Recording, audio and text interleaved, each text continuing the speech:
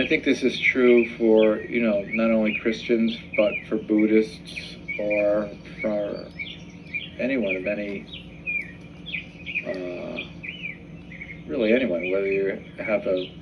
strict belief system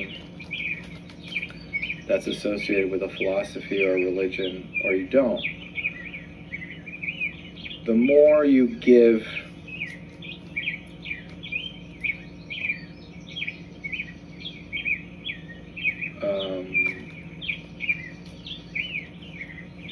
credence to and trust in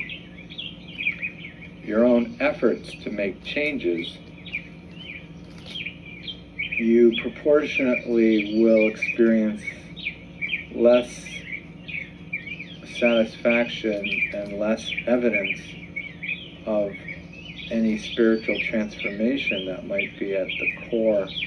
of your search, because you're trying to create differences in your life by how you change your behavior, as opposed to learning to allow God's presence to so fill you and permeate your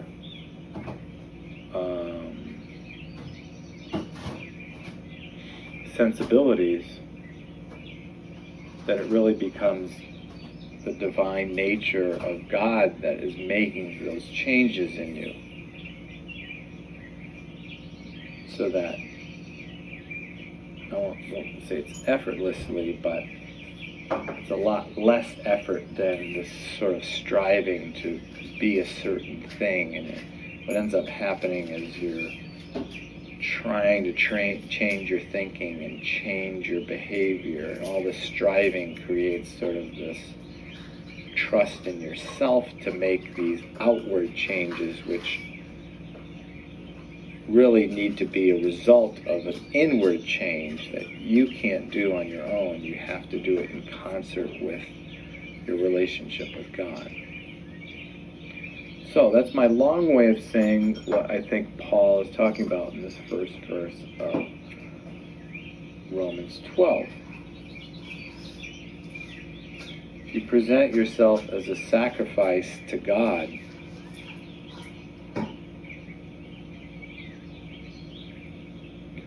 then he can fill that emptiness with his presence and his substance.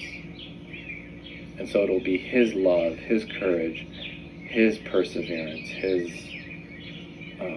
equanimity that begins to take permanent residence in you, and then the natural effect of that growth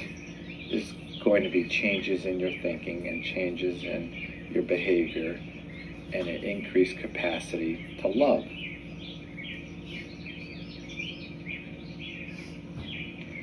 And I think it's interesting that these kinds of, this process is very similar in Buddhism as it is in Christianity. Now, I know some of you consider that to be a heretical statement, but especially seeing as some Buddhists aren't really concerned about God so much as they are about raising consciousness.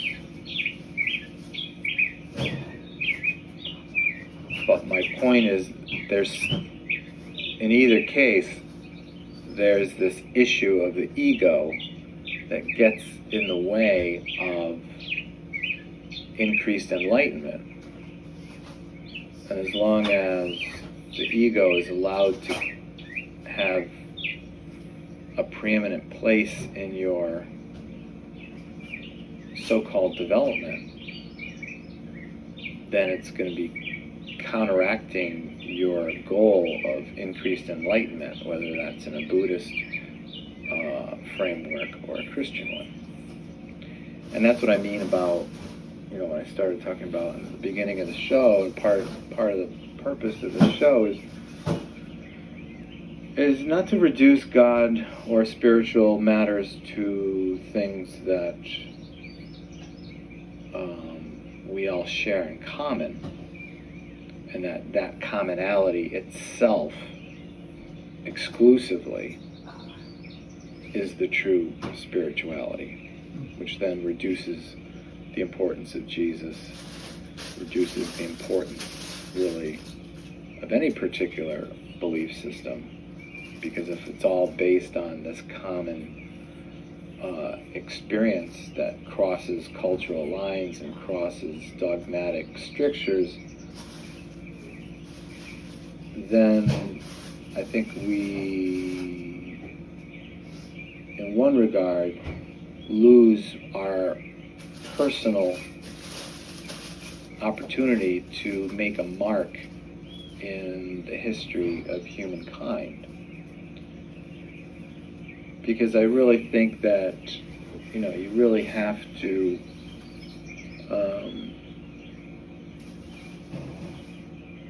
be true to who you are now in order to move to a new place. And that's why I honor anyone in whatever perspective they might find themselves in. Because if what they're after is, what we all share in common, which is peace on earth, love towards each other, service towards each other, personal growth, against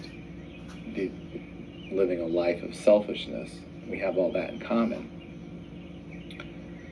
That's great, and that's what provides the sort of foundation for communication and understanding and building and learning and synthesis from one system to another. But it doesn't replace your own personal experience or belief system. And I think that's where a lot of people, I think, get a little bit messed up in, is because, they look at, if you start getting into these comparative religion things, well, if all of what it's all about, what it all comes down to is changes in behavior, and if you had, an outside source coming from Mars to, observe the differences in how people actually treat each other and live their lives in social constructs, they would find, well, there's not that much difference. And if there's not that much difference, then why don't we just make that the religion and get rid of all these dogmatic divisions? And if you want to do that, and if that appeals to you, then, go for it and see where that gets you. Well, my own understanding is, because my life has been so touched and changed and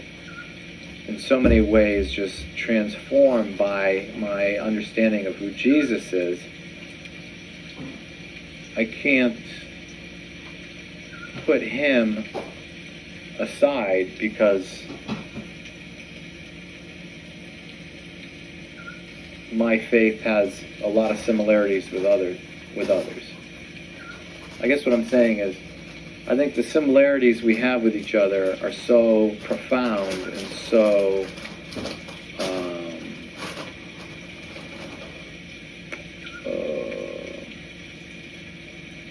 there's so many of them,